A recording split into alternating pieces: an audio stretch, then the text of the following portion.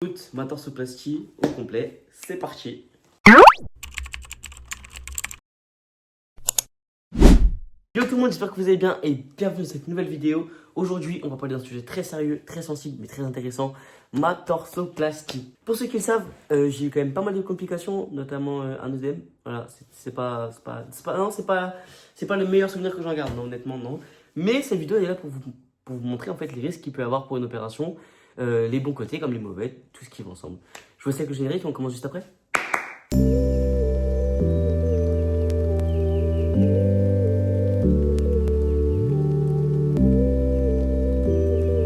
On va recommencer par la base, du coup. Je propose ça. On est, allez, 10-12 septembre 2024. Où vraiment je commence à vraiment saturer. J'ai passé un été de merde. J'ai passé un été à me couvrir, à me cacher, à ne pas m'assumer. Et en fait, ça devenait juste insupportable. Donc, je me suis dit l'été prochain, si je suis encore comme ça, je me fous en l'air.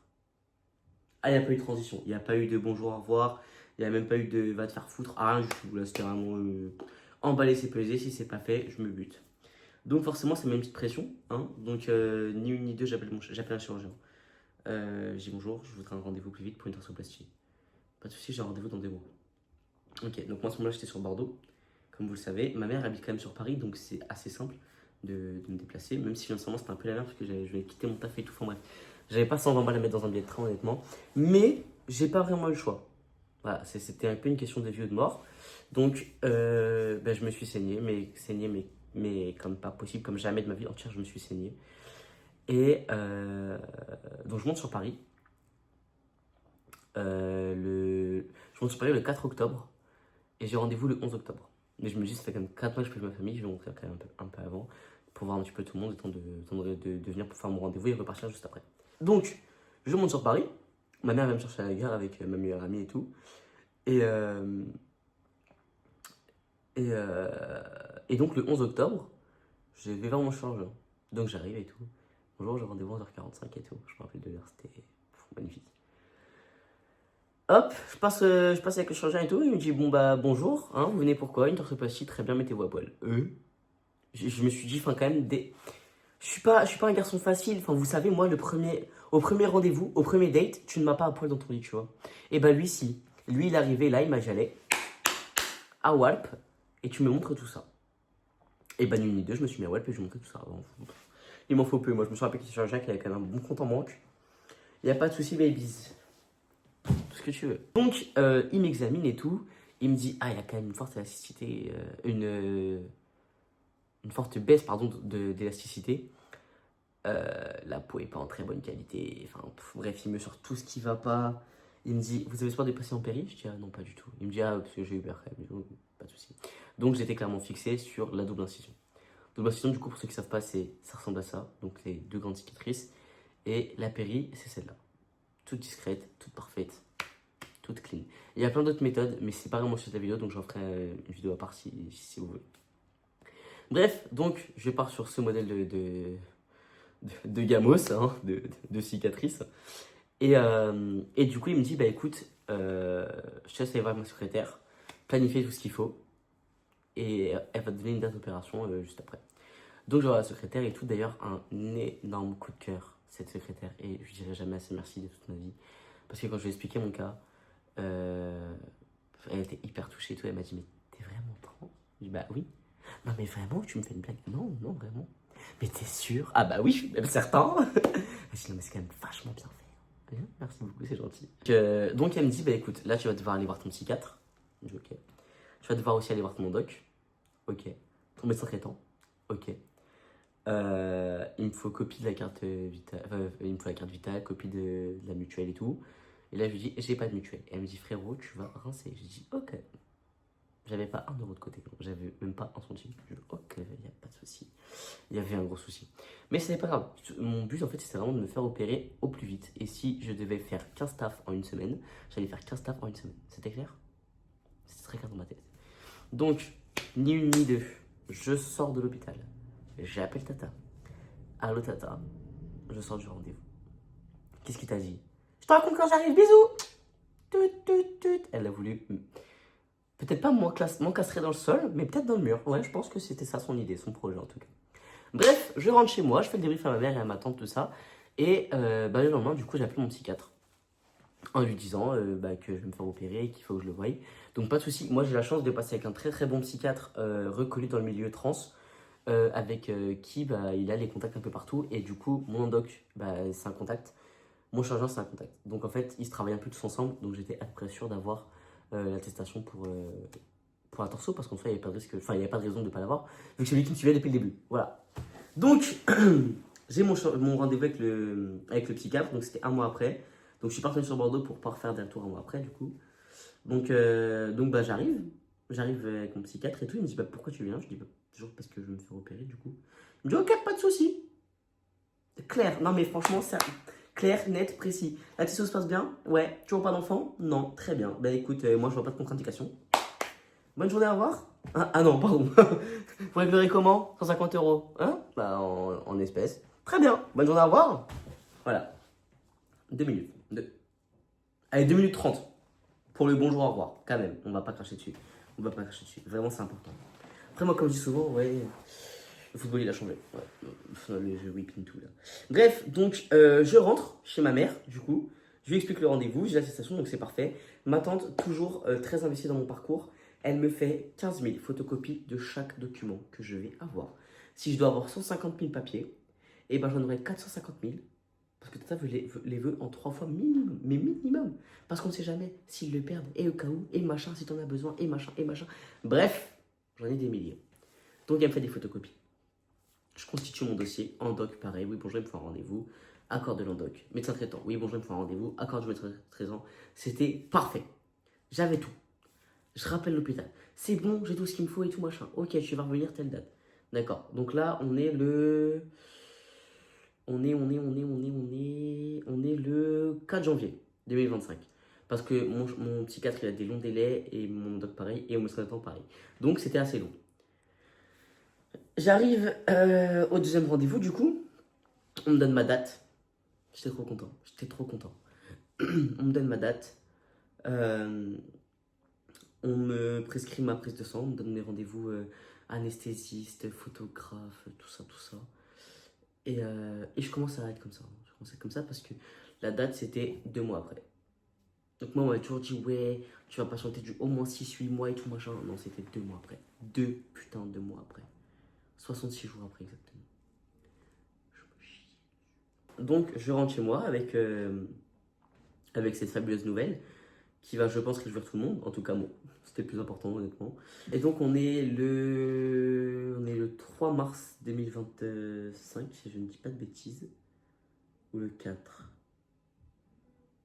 Attendez. Mardi 4 mars. Mardi 4 mars 2025. Donc, j'arrive à l'hôpital. Je vais voir l'anesthésiste. Il m'explique un peu tout comment ça va se passer, tout ce que je vais devoir faire, tout ce qui nanani, nanana. Et là, vraiment, je suis comme ça parce que je me dis, ouais, là, c'est concret. C'est concret. Avant l'anesthésie, du coup, j'ai vu une petite infirmière qui a pris ma tension, mon poids, ma taille, enfin tout en fait, mes constantes et tout. C'était bon. De toute façon, il n'y avait pas de. Voilà. Donc, l'anesthésie me fait tout son speech. Après, je vois le photographe, on fait les photos avant l'opération et on fait un petit saut dans le temps une semaine après, donc mardi prochain. Non, que nenni, non, non, non, non, que nenni, non, non, non, non, je vous ai dit de la merde, non, non, non. On est le lundi, donc le lundi 10 mars. Donc lundi 10 mars à 14h, ma tante arrive chez moi. Parce que du coup, ma tante avait posé une semaine de vacances pour mon opération. Et elle me dit, on va y aller, hein, c'est l'heure. Donc, je fais ma valise. Donc, dans ma valise, il y avait batterie externe, chargeur, short, t-shirt, pull, survêt, à manger, à boire. C'était très important. Ah, Marine Light aussi. Marine Light. Faut oublier Marine Light. Pour aller à l'hôpital, ça m'a clairement sauvé parce que je suis resté une semaine. Bref. Donc, je vais à l'hôpital. Vers 18h, je descends. Mon chirurgien m'appelle pour aller faire les dessins, en fait, tout simplement. Je pars faire les dessins. Et là, vraiment, je commence à réaliser que demain, je passe au bloc opératoire. Et je me dis, waouh, c'est now, c'est now, c'est now, c'est now. Et franchement, c'est le stress parce que je me dis, quoi, mais comment ça, c'est déjà maintenant? Donc je monte en chambre, ma mère et ma tante partent, je mange. C'était hyper bon, c'était du riz, du steak et des haricots verts, donc j'étais super content. C'est clairement un de mes préférés. C'est vraiment mon. Pas mon numéro un dans mes plats préférés, pardon, mais vraiment genre le 3 ou quatrième. Parce qu'il y a les lasagnes, les pâtes à la bolo, c'est pas la même chose. La raclette, la tartiflette, et bah ça, bah, c'est le cinquième. Ouais, je suis fan. Pourquoi je parle de ça en fait? Ah, je sais pas le sujet. Bref, donc après ça, bah, je remonte en chambre, du coup, bah, je mange, je fais un live. Je commence à envoyer à mes flammes, à mes potes et tout, pour ceux qui n'étaient pas encore au courant que je suis à l'hôpital. Mais juste à mes potes, hein, parce que vous le saviez vraiment pas. Vous l'avez su le lendemain. Vous l'avez su quand j'étais déjà opéré en fait. Et je voulais cacher, c'était horrible de vous le cacher. Je pense que vraiment on se rend pas compte de comment c'est horrible de le cacher, sachant que ton compte TikTok, enfin tes réseaux, parlent essentiellement de toi et de ta transition en fait, de ton parcours, de ta façon de faire les choses. Donc tu te dis c'est quand même un cap hyper important que tu dois partager avec ta communauté mais qu'en fait tu peux pas parce que tu as peur qu'on te pète l'œil et tu dois attendre hyper longtemps. J'ai attendu 2 mois avant de tout vous dire, c'était horrible. Alors que je vous disais, ah j'ai rendez-vous là, j'ai rendez-vous à l'hôpital, j'ai rendez-vous à l'hôpital et tout. Pourquoi? Ah t'inquiète pas, rien de grave. C'était mon torse les frères, c'était mon torse. Bref, donc le soir arrive et tout, j'appelle mes potes, je leur annonce un peu la nouvelle, je suis en panique totale parce que là du coup je suis tout seul. Je suis confronté à moi-même avec moi et mes idées, moi et mes doutes, moi et mes craintes. Et je me suis posé des tas de questions, vraiment des tas de questions incohérentes, hein, honnêtement, incohérentes. Mais, et voilà, on vient me voir, on me dit, ouais, Nelson, t'as fait tes dernières directives. Je suis en mode, qu'est-ce que c'est, ça, c'est quoi? Et en fait, c'est que quand tu te fais opérer comme ça, avec anesthésie générale, du coup, tu dois marquer qu'est-ce que tu aimerais en cas de problème, en cas de décès, tu dois mettre ta personne de confiance, donc qui sera contactée en cas de problème et tout. Bref, tu as plein de choses à faire. Donc moi, je note tout ça. Je fais tout ce qu'on me demande et on me dit ok bah maintenant tu paniques pas, tu te détends, tu prends un Xanax et demain vers 13h tu passes au bloc. Je me dis ok. Donc à 20h je commence à somnoler, on me réveille du coup pour une directive, je ressomnole mais je dors pas, j'ai pas dormi la nuit. Je somnolais, vraiment j'étais comme ça.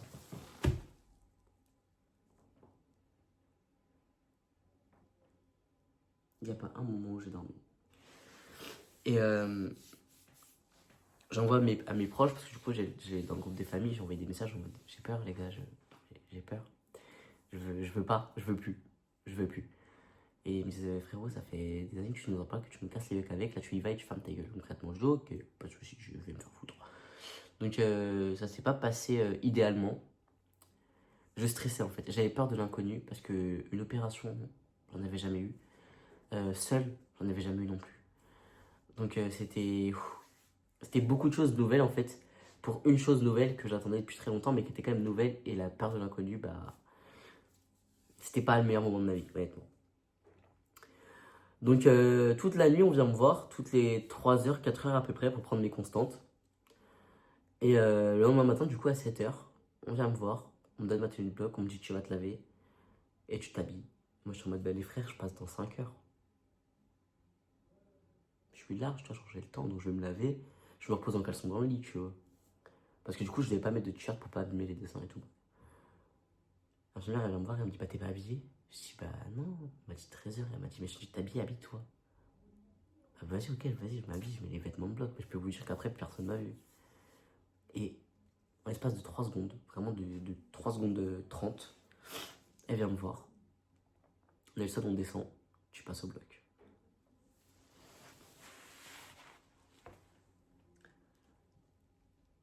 Je pourrais pas vous dire exactement la sensation que j'ai ressentie à ce moment-là. Ça a été fort, c'était intense, c'était vraiment ce que j'attendais en fait. Depuis des années, ce que j'attendais, ce que j'avais payé cher en fait. Ce ce qu'il me fallait pour être pleinement moi-même et heureux.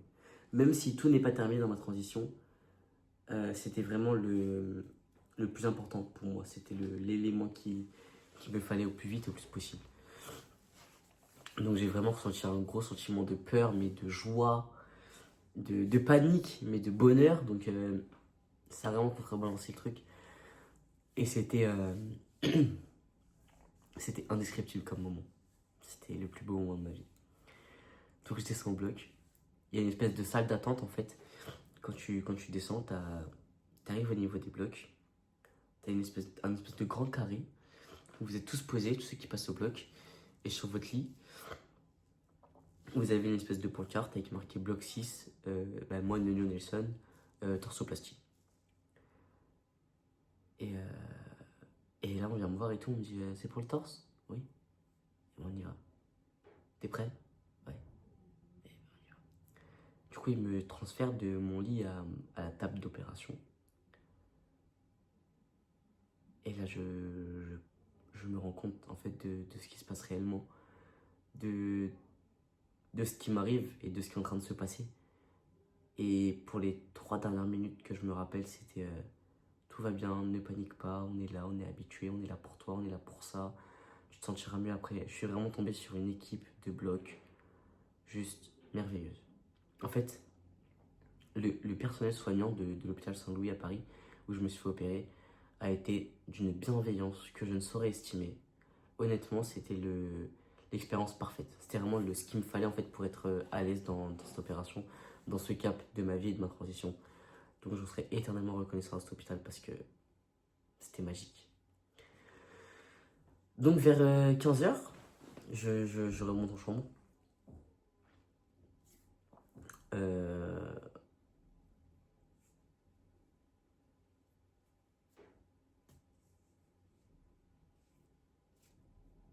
Indescriptible.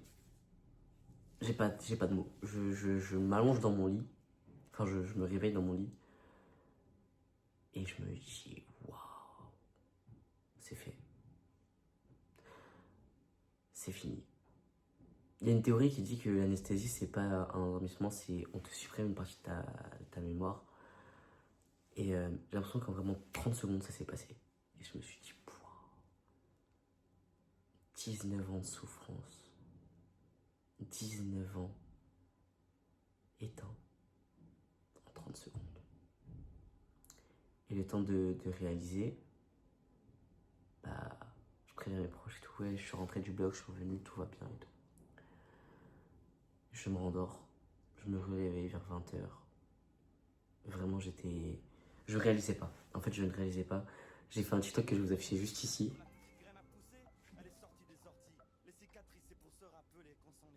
C'est vrai que quand je le vois, je suis hyper nostalgique parce que juste avant celui-là, en fait, j'en avais posté, mais quand je suis remonté du blog, donc j'avais posté celui-là, pour au final arriver du coup à celui-là.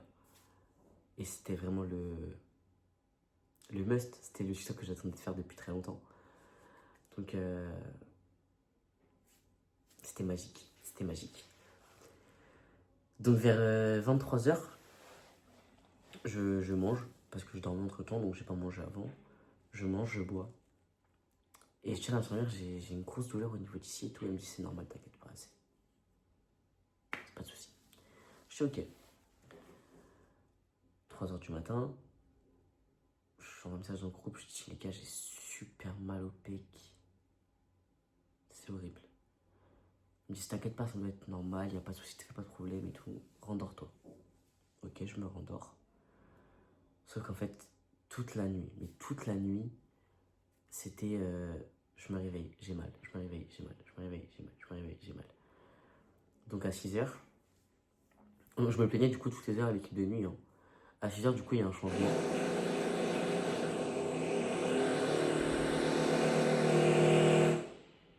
Ah ouais, non, mais là, non, les gars.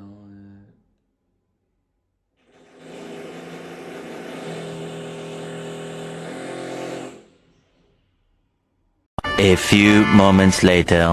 Alors, moi, ils ont terminé. Et écoutez, enfin. Donc, vers 6h, je me plains encore une fois à l'équipe de nuit.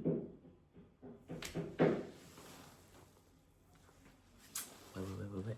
Donc, je me plains à l'équipe de nuit pour la peut-être 7-8e fois. Et encore une fois, on me prend pas au sérieux.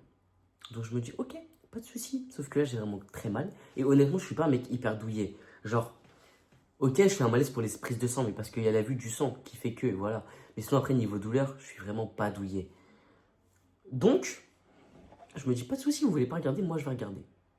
Donc, je lève le bandage au plus comme je veux parce qu'il est hyper compressif, il est hyper serré. Je mets la caméra de mon téléphone et je vois que c'est quand même bizarre. Et en fait, à ce moment, il y a l'équipe de matin qui arrive et qui vient se présenter en fait. Et ils me disent, mais qu'est-ce que vous faites, monsieur? Et je dis, bah écoutez, ça fait quand même 10 heures que je me plains, que j'ai super mal et que personne ne me calcule. Donc, si personne ne me calcule, moi je vais me calculer. Donc, je regarde ce que j'ai. Et elle me dit, non, non, mais t'énerve pas, on va regarder, t'inquiète pas, t'en fais pas et tout. Donc, elle regarde, elle me dit, mais tu t'en es plein, l'équipe de nuit? Je dis, mais j'ai fait que ça toute la nuit, j'ai fait que ça, j'ai fait que ça. Je leur ai montré le groupe WhatsApp carrément avec ma famille en disant, mais j'arrêtais pas de dire que je me plaignais, personne ne m'écoutait en fait. Et elle me dit, entre les voisins qui font leur ménage là ou leurs travaux de je sais pas quoi, et la carte SD qui lâche, je pense que la vidéo, je dois aller me faire en cul. Donc, je disais, l'équipe de jour, enfin de jour, ouvre le bandage, et me dit, effectivement, il y a un problème, ne bouge pas. Elle appelle un interne, qui appelle le chirurgien, en fast time, qui montre mon torse, et qui dit, ne bougez pas, j'arrive. Alors là, autant vous dire que c'était la panique à bord. C'était la panique à bord. Parce que du coup, la graille que j'avais mangée juste avant, la fin le soir, bah, j'ai tout vomi parce que j'étais pas bien, d'accord. J'ai bu de l'eau, je l'ai vomi aussi. En fait, rien n'allait. Clairement, je me vidais. Mais par la bouche, hein. Parce que de toute façon, je pouvais pas aller aux toilettes, j'avais trop mal, donc c'était pas possible. Ah oui, à savoir aussi que la nuit, parce que ma sonnette dans ma chambre avait un problème, donc ils l'ont débranchée. D'accord. J'avais envie de pisser toute la nuit. J'ai pas pu y aller, parce que je pouvais pas me lever. Ouais, ils m'ont mis les barres là sur le lit là. Je pouvais pas me lever. Déjà de base je pouvais pas. Mais en plus je pouvais encore moins.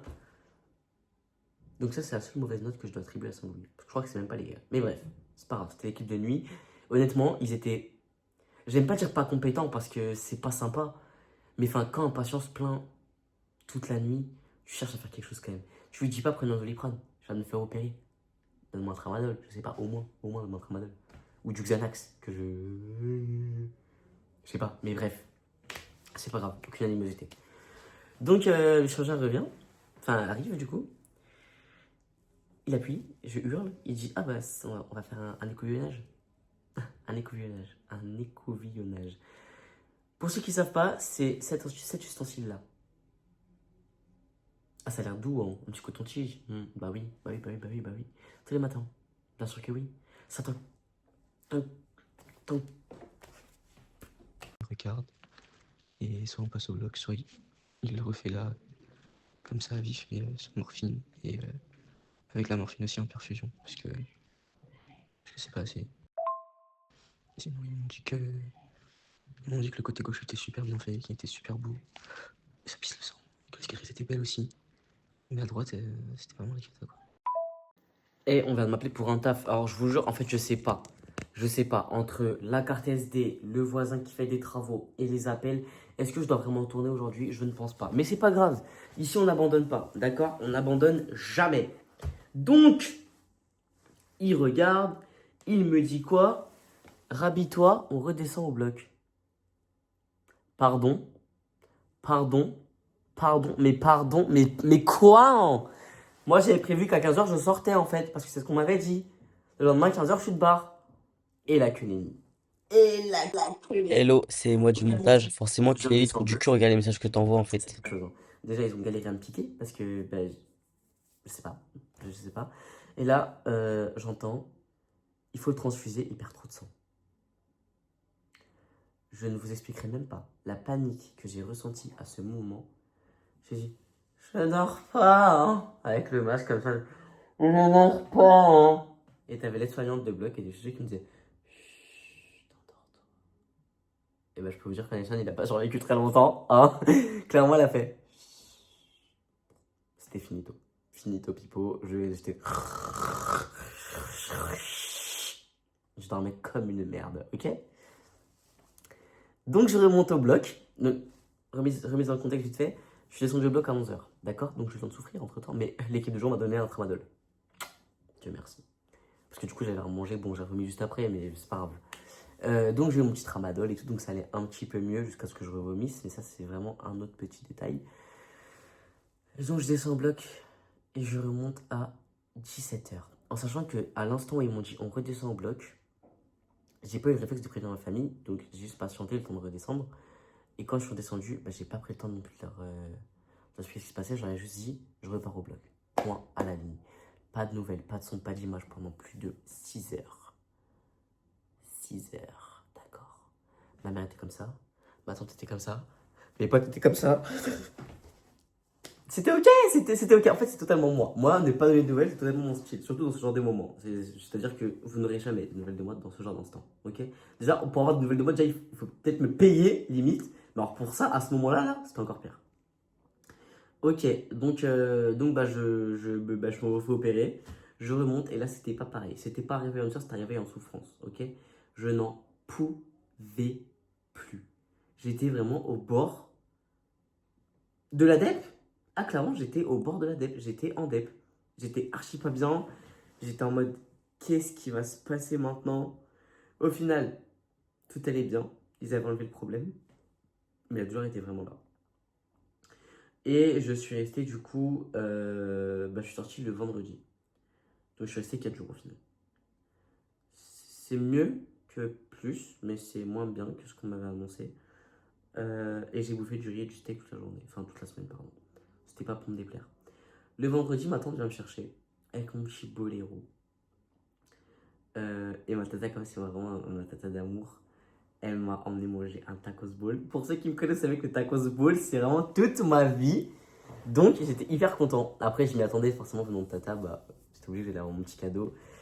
Et mon petit cadeau d'opération de tata, ça a été mon iPhone 16 Pro Max, sur lequel je filme actuellement parce que du coup, bah, pour l'instant, j'ai que ça. Enfin, là où je suis, j'ai que ça. Et autre petit cadeau,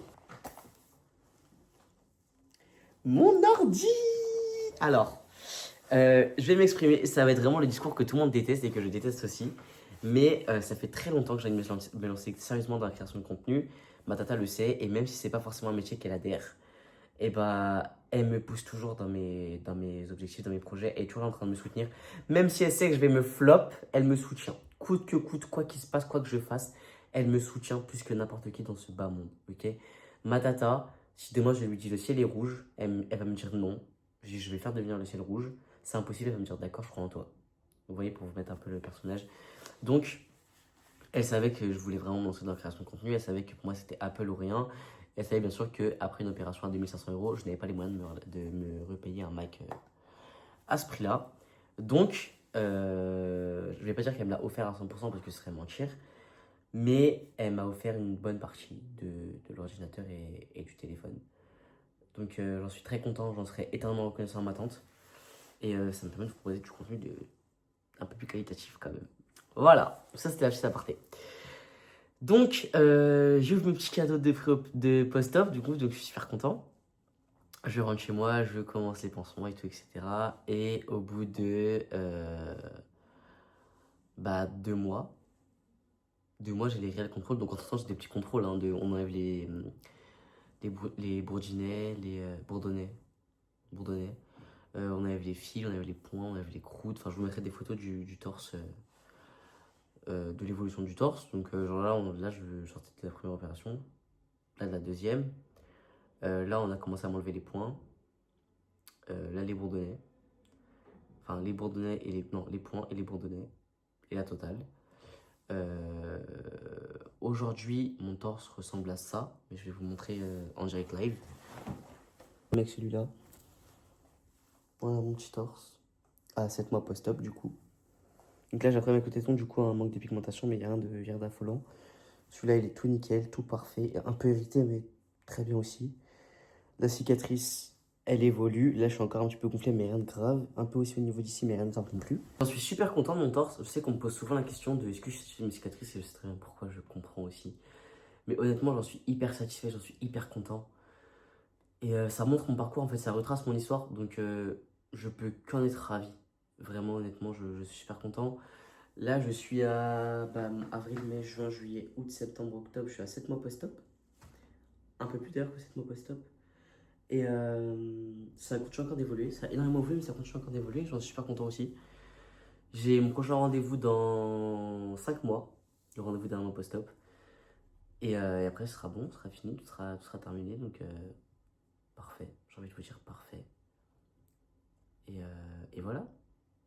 Maintenant, c'est à vous de faire vos démarches. C'est à vous de prendre confiance en vous. Ma vidéo, elle n'est pas dans le but de faire peur aux gens. Elle n'est pas dans le but de vous promettre monts et merveilles. Comme je l'ai toujours dit, avec moi, c'est vraiment être une nature peinture. C'est-à-dire que je ne vais pas vous idéaliser la transition, alors que c'est vraiment pas le cas. C'est pas ça une transition, ce serait vous mentir. Et c'est pas mon but, c'est pas mon projet. Donc j'ai vraiment décidé d'être 100% transparent avec vous, que ce soit au niveau des prix, au niveau de mes ressentis, de tout en fait. Et pour ceux qui veulent encore plus de détails que ce que j'ai pu dire dans la vidéo, mon livre, quand il sortira, je vous inciterai vraiment à aller l'acheter parce que il sera vraiment encore plus détaillé. Et voilà. En attendant, je propose qu'on se retrouve sur mes autres vidéos. Une s'affiche juste ici, enfin dans quelques secondes, ça s'affichera juste ici. Tu peux t'abonner en cliquant juste là, ou là, je sais pas. Je sais pas où je le mettrai. Et en attendant, je propose que tu m'ajoutes ici. Voilà, c'est sympa. Snap, c'est un peu plus lifestyle, pardon. TikTok, c'est un peu mon journal intime. Et Insta, c'est un peu TikTok, mais version pro. Voilà, je vous fais des gros bisous et on se dit à bientôt!